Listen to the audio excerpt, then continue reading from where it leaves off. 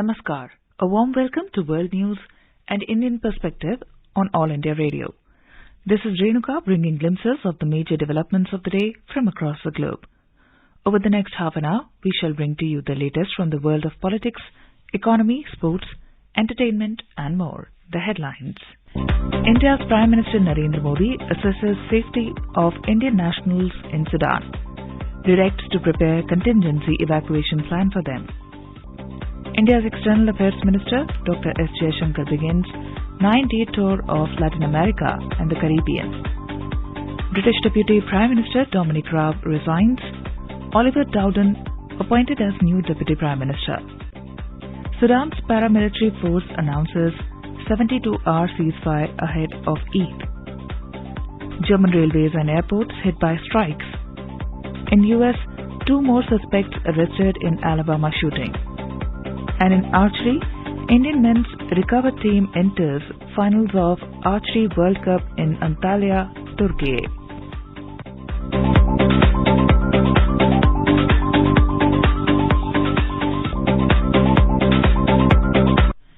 And now the news in detail. India's Prime Minister Narendra Modi chaired a high-level meeting to review the security situation in Sudan via video conferencing on Friday. External Affairs Minister, National Security Advisor, Ambassador of India to Sudan and other senior officials were present at the briefing. During the meeting, Prime Minister Modi assessed the most recent developments in Sudan and received a first-hand report of the conditions on the ground, with a specific focus on the safety of over 3,000 Indian citizens presently located throughout the country. He expressed his condolences at the passing away of an Indian national who tragically fell victim to a stray bullet last week. Prime Minister Modi instructed all relevant officials to remain vigilant, closely monitor developments continuously, evaluate the safety of Indian nationals in Sudan, and extend them all possible assistance. He further directed the preparation of contingency evacuation plans, accounting for the rapidly shifting security landscape and the viability of various options. Mr. Modi also emphasized the importance of maintaining close communication with neighboring countries in the region, as well as those with significant numbers of citizens in Sudan. Prime Minister Narendra Modi on Friday urged government servants of central and state governments to make decisions keeping only the country's benefit in mind. He was addressing civil servants on the occasion of Civil Services Day in Delhi. Saying that good governance is key, Mr. Modi pointed out that officers' accomplishments will not be judged by their personal achievements, but by how people's lives have been transformed through their work. He said young civil servants will play the most important role in the development of a new India. The Prime Minister said that the deficiencies in the system have now been converted into efficiency. He added that this efficiency is helping the government in tackling numerous policy-related problems. He said the government's mantra continues to be the nation first, a citizen first. Mr. Modi expressed happiness that the achievements in the last 9 years have prepared India for a very big leap. He said India is number 1 in digital payments and one of the countries where mobile data is the cheapest. He said the country's rural economy is transforming. He pointed out that despite COVID, India is the world's 5th biggest economy and the world's 3rd biggest startup ecosystem. Corona के महासंकट के बावजूद आज भारत दुनिया की 5वीं सबसे बड़ी अर्थव्यवस्था है। आज भारत फिनटेक वर्ल्ड में छाया हुआ है। डिजिटल पेमेंट के मामले में भारत नंबर 1 है। आज भारत दुनिया के उन देशों में है जहां मोबाइल डेटा सबसे सस्ता है। आज भारत में दुनिया का 3रा सबसे बड़ा स्टार्टअप इकोसिस्टम है। India's External Affairs Minister Dr. S. Jaishankar reached Georgetown in Guyana for a 3-day visit on Friday. He was welcomed by his counterpart Hugh Todd. The minister will be calling on the leadership and interacting with several ministers. He will be co-chairing the Joint Commission meeting with his counterpart that will entail discussions on the whole gamut of issues between the two countries. External Affairs Minister Dr. S. Jaishankar started his 9-day tour to Latin America and the Caribbean on Friday. He will be looking to forge close and mutually beneficial partnerships with the countries of the region. A business delegation from India, led by the Confederation of Indian Industry, will be joining EAM at business events that are planned during the course of the visit. The External Affairs Minister will visit Guyana from April 21st to 23rd, Panama from April 24th to 25th, Colombia from April the 25th to 27th, and his last destination would be the Dominican Republic. The Indian Space Research Organisation ISRO is all set to launch PSLV C-55 Te Leo 2 on Saturday from Sriharikota. This is a dedicated commercial mission through New Space India Limited. The PSLV launch vehicle will carry Teleos 2 as a primary satellite and Lumilite 4 as a co-passenger. Both the satellites are from Singapore. Teleos 2 carries a synthetic aperture radar payload to provide all-weather day and night coverage with 1 meter resolution. Lumilite 4 has a communication payload for e-navigation maritime safety for Singapore. POEM-2 will be another payload belonging to ISRO, Dhruv Space and the Indian Institute of Astrophysics to carry out scientific experiments in outer space. Indian security forces have launched a massive search operation in the dense forests of the Batadoria area in the Union Territory of Jammu and Kashmir after a terrorist attack in Poonch on Thursday killed 5 army personnel and injured 1.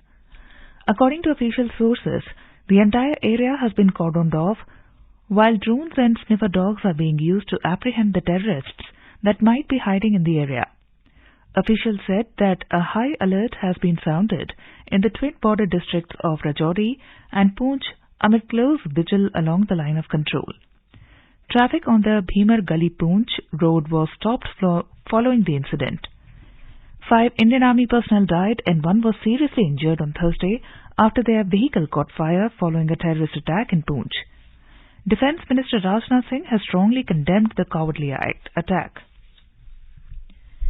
The British government named Oliver Dowden as Deputy Prime Minister on Friday, replacing Dominic Raab, who resigned earlier in the day following a report into claims of bullying allegations.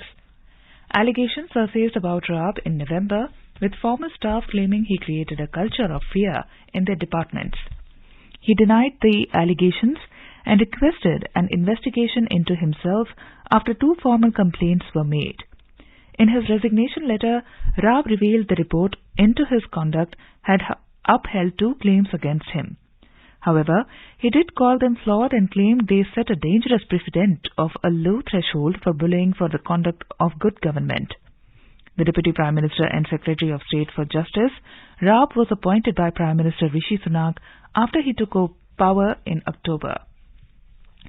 Raab's departure follows Sunak's decision to dismiss Tory party chairman Nadeem Zahawi from his post in January after the former Chancellor was found to have broken the ministerial code over his tax affairs.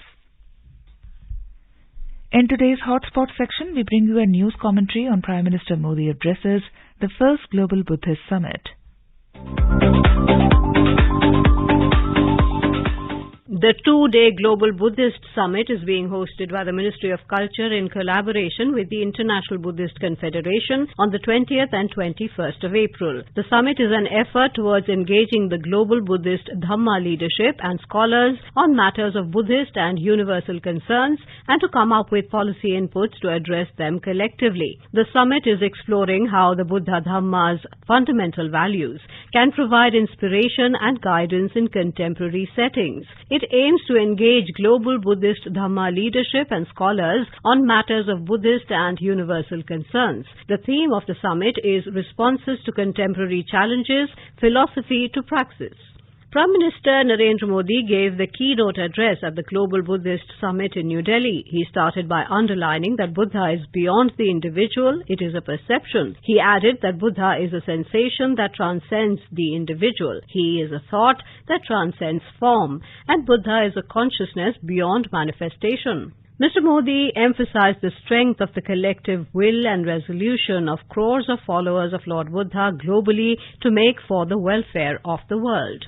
The Prime Minister elaborated on India's adoption of the theory, practice and realization of the Buddhist path in the last 9 years. He highlighted the development of Buddhist circuits in India and Nepal, the renovation of Sarnath and Kushinagar, Kushinagar International Airport and India International Centre of Buddhist Heritage and Culture at Lumbini in collaboration with the IBC. Mr. Modi credited the teachings of Lord Buddha for an inherent empathy in India for the issues of humanity. He mentioned peace missions and India's wholehearted efforts in rescue work for disasters like the earthquake in Turkey. Throwing light on Lord Buddha's journey, the Prime Minister reiterated that Lord Buddha left his life of castles and kingdoms because he realized the pain in the lives of others. He emphasized that the only way to achieve the goal of a prosperous world is when one gives away the idea of self and narrow-mindedness and realizes the totality of the Buddha mantra of adopting the idea of the world.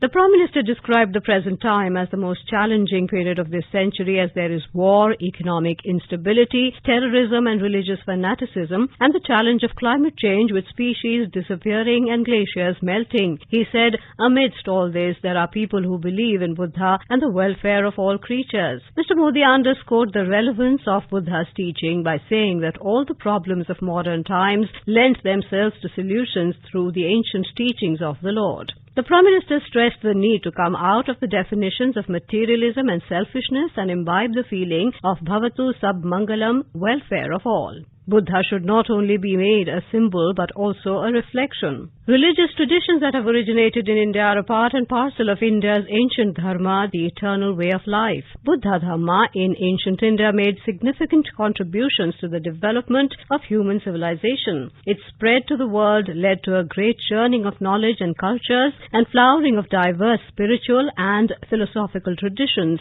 the world over. The Prime Minister's address was an effort to engage the global Buddhist Dhamma leadership and scholars on matters of Buddhist and universal concerns.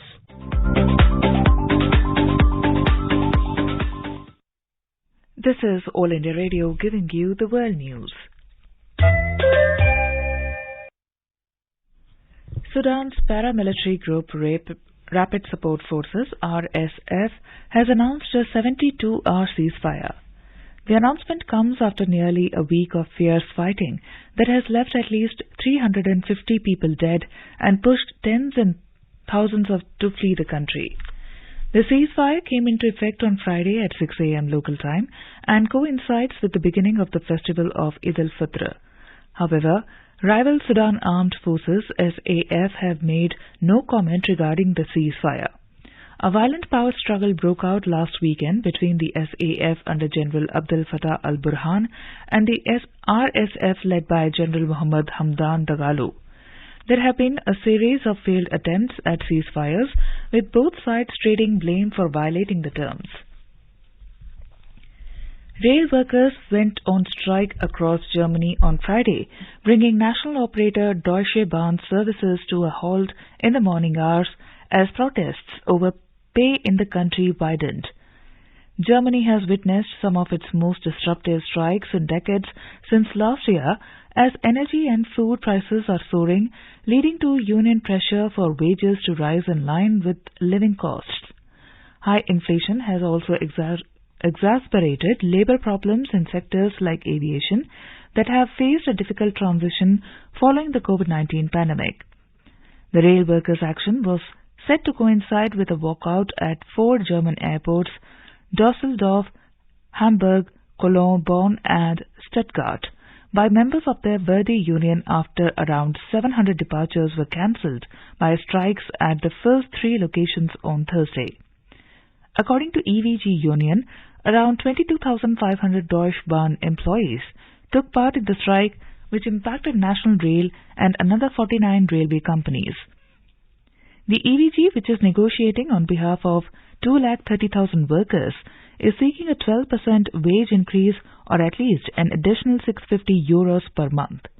Deutsche Bahn has offered 5% and one-off payment of up to €2,500. Authorities in Alabama on Thursday said they had made 2 more arrests in connection with last week's shooting at a Sweet 16 birthday party that left 4 people dead and 32 others wounded. The Alabama Law Enforcement Agency said the total number of suspects arrested in this case has reached 5. The agency said that everyone arrested has been charged with 4 counts of reckless murder. All 5 suspects are being held in the Tallapoosa County Jail with no bond. The shooting last Saturday took place in Derryville, about 50 miles northeast of Montgomery. 3 teenagers and a 23-year-old man were killed in the shooting. The shooting followed separate outbreaks of deadly gun violence in Tennessee and Kentucky that prompted local leaders to call for tighter gun controls measure. Bangladesh Telecom Minister Mustafa Jaber has asked Facebook to make national ID or mobile number necessary for opening accounts on the social media platform. Pointing out the misuse of Facebook in spreading rumor and instability in the country, he asked Facebook to ensure that the platform is not used for propaganda, promoting violence and personal attacks. He asked Facebook to respect the socio-cultural values of Bangladesh and not allow pornography, gambling, fake content, and other destabilizing content on its platform. Facebook's Bangladesh Affairs Officer Susanna Sarwar said that the policies and laws of other countries and the situation in Bangladesh are quite different. She said Facebook is careful about harmful content and it takes measure to control such content. Gulf countries are celebrating Eid al-Fitr on Friday. The Moon Sighting Committee made the announcement on Thursday. The Committee of Astronomers, court officials and advisors from the Emirates Islamic Authority spotted the new crescent moon last evening. A report from our Dubai correspondent. The holy month of Ramadan has come to an end and Muslims in the UAE have begun celebrating Eid al-Fitr. This joyous occasion reflects the importance of Islam in the lives of Emiratis and residents, strengthening family and community relationships. The festivities are filled with joy, happiness and a sense of togetherness as Muslims break their fast and come together to celebrate the end of Ramadan. Muslims also perform Zakat al-Fitr, a compulsory act of charity at the end of this fasting month. Residents in the UAE are entitled to a 4-day break. In response to the surge in demand, Emirates have announced 38 additional flights to 6 cities. The airfares from India and the UAE have also dropped ahead of the Eid al-Fitr celebrations. This is Vinod Kumar, West Asia Special Correspondent, All India Radio. In India, Eid will be celebrated on Saturday. Eid al-Fitr is celebrated across the world on different days and it is determined by the sighting of the crescent moon, which is supposed to denote the start of the Shawwal month in the lunar Islamic calendar. It marks the end of the holy fasting month of Ramadan. India's Prime Minister Narendra Modi wished Sheikh Mohammed bin Zayed, President of the UAE, on the occasion of Eid al-Fitr. Prime Minister Modi added that the festival reminds us of the ties of peace, harmony and brotherhood that bind India and the UAE and their people together. Mr. Modi hailed the vision of Sheikh Mohammed, which has enabled millions of Indians to live in the UAE for decades with dignity and respect. He also conveyed deep satisfaction at the continued growth in the India-UAE bilateral relationship across a wide range of areas in the past year. Prime Minister Modi also wished Sheikh Mohammed bin Rashid Al Maktoum, Vice President and Prime Minister of the UAE and the ruler of Dubai. The Prime Minister thanked Sheikh Mohammed for taking good care of the millions of Indians who have made Dubai their second home with honor and respect. He hailed the mutual trust between the UAE and India, which is reflected in the growing and thriving Indian diaspora. Prime Minister Narendra Modi also conveyed his warm greetings to the Prime Minister of Bangladesh, Sheikh Hasina, and to the people of Bangladesh. In his message, he wished for peace, harmony, good health and happiness for the people of the two countries and across the world. India's Defence Minister Rajnath Singh on Friday stressed that health is the most essential element for a nation's overall progress, as healthier citizens will be able to make contributions in a better manner. Speaking at the 63rd Foundation Day of the National Academy of Medical Sciences virtually, the minister said that the country's strong and youthful human resources must be nurtured properly to leverage their strength in making the country stronger and self-reliant. Mr. Singh elaborated on the importance of the broader aspects of health, which goes beyond having no illness and is linked with the vision of Healthy India, Strong India. He emphasized the need for comprehensive health, including physical, mental, and spiritual domains, to fully realize the benefits of demographic dividend. India's Jal Shakti Minister Gajendra Singh Shekhawat has said that millet needs to be promoted as an alternative food grain in the changing global scenario. At the concluding ceremony of the 2-day Millet Mahotsav in Rajasthan, Mr. Shekhawat said millet named Shri Anna has a plethora of health benefits. It protects against many diseases. He also emphasized promoting millet as an industry and said byproducts of millet should be made on a large scale. In India, over 220 crore 66 lakh vaccine doses have been administered so far under the nationwide vaccination drive. India's active caseload currently stands at 66,170. The recovery rate is currently at 98.67%. A total of 11,692 new cases were recorded in the last 24 hours. The festival of Baisakhi was celebrated at the historic Nanak Shahi Gurdwara in Dhaka on Friday. High Commissioner of India to Bangladesh, Pranay Verma, took part in the celebration as the chief guest on the occasion. The 324th Foundation Day of Khalsa Panth was also observed on the same occasion. Hundreds of devotees from the Sikh community, along with others, joined in the celebration. Pilgrims from India also came to offer prayers. Highlighting the importance of Baisakhi, High Commissioner Pranay Verma said that the festival of Baisakhi symbolizes the spirit of brotherhood and togetherness. It shows the multicultural ethos of India.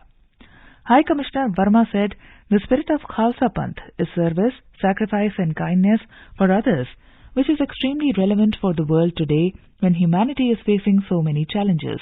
He said we should work to strengthen the friendship between India and Bangladesh inspired by these sentiments. Nanak Shahi Gurdwara in Dhaka is a historic and revered place of worship for Sikhs across the globe. Guru Nanak Dev visited Dhaka in the year 1506-07. The Gurudwara was built in 1830 to commemorate the visit of Guru Nanak. At the stock markets, key indices ended flat and the rupee strengthened against the dollar. In the international market, the Brent crude oil futures traded higher. A report from the business desk. At the stock markets, the Sensex at the Bombay Stock Exchange gained just 23 points to close at 59,655 today. The Nifty at the National Stock Exchange ended flat at 17,624. In the broader market, the BSE Mid-Cap Index fell 0.4% and the Small Cap Index shed 0.3%. In other global bourses, Japan's Nikkei 225 index shed 0.3%, China's Shanghai Composite Index declined 2%, Hong Kong's Hang Seng Index dropped 1.6%, and South Korea's Kospi Index lost 0.7%. But Singapore's Straits Times Index gained 0.1%. In Europe, key indices traded mixed, with London's FTSE 100 gaining 0.1%, France's CAC 40 had traded flat, but Germany's DAX had traded marginally lower in intraday trade. Global crude oil prices traded firm as the Eurozone recovery gathered pace unexpectedly. So the Brent oil futures for June delivery shed 4 cents to trade at $81.06 a barrel. US crude futures for June delivery fell just 1 cent to $77.36 a barrel. Back home, gold slid 430 rupees to 60,550 rupees per 10 grams at Delhi's bullion markets amid weak global cues. Silver dropped 670 rupees to 75,080 rupees per kilo. And at the forex market, the rupee gained 6 paise to 82 rupees 9 paise against the dollar. Sonu Sood for World News, All India Radio. India's Youth Affairs and Sports Minister Anurag Singh Thakur on Friday said that the government is taking all steps to promote sports in the country and giving every kind of facility to the sports person, and the result is evident in the number of medals the players have won in different international events. He was speaking at the inaugural function of the MP Sports Competition in Uttar Pradesh. On the occasion, Union Sports Minister said that earlier governments have neglected the field of sports, but the present Modi government increased the budgetary allocation for sports. In football, in the Europa League, Spanish club Sevilla marched on to the semi-finals with a 3-0 win against English club Manchester United. Sevilla entered the semi-finals on a 5-2 aggregate score, having drawn the first match 2-2. Meanwhile, in another match, Italian giants Juventus inched into the semi-finals after drawing 1-1 against Sporting Lisbon. Juventus went ahead based on a 1-goal advantage from the first leg of the quarterfinals, in which they had beaten Sporting Lisbon 1-0. In archery, the Indian men's recover team of Atanu Das, B. Dheeraj and Tarundeep Rai entered the finals of Stage 1 of the Archery World Cup 2023 being held in Antalya, Turkey on Thursday. The Indian team will face China in the gold medal clash on Sunday. India previously won gold at the World Cup in the men's recover team event 13 years ago. This will be the first time in 9 years that a men's Indian recover archery team will feature in a World Cup final. Now let us take a look at the major developments around the world as reported in the foreign press. The New York Times reports the U.S. positioning troops for evacuation of American embassy staff in Sudan. The Globe and Mail reports British Deputy PM Dominic Raab resigns after investigation into bullying complaints. The Financial Times writes European honey laundering fight back targets Chinese sugar syrup. The Wall Street Journal reports China strikes energy deals as its clout grows in Middle East. Khabar Hub writes U.S. pushing countries to repatriate IS foreign fighters held in northeastern Syria. Pratham Alo reports Eid al-Fitr on Friday in Saudi Arabia. Japan Times reports Biden may launch re-election bid on Tuesday, setting stage for Trump rematch. And now, a quick look at the headlines once again. India's Prime Minister Narendra Modi assesses safety of Indian nationals in Sudan, directs to prepare contingency evacuation plan for them. India's External Affairs Minister Dr. S. Jaishankar begins 9-day tour of Latin America and the Caribbean. British Deputy Prime Minister Dominic Raab resigns, Oliver Dowden appointed as new Deputy Prime Minister. Sudan's paramilitary force announces 72-hour ceasefire ahead of Eid. German railways and airports hit by strikes. In US, 2 more suspects arrested in Alabama shooting. And in archery, Indian men's recurve team enters finals of Archery World Cup in Antalya, Turkey.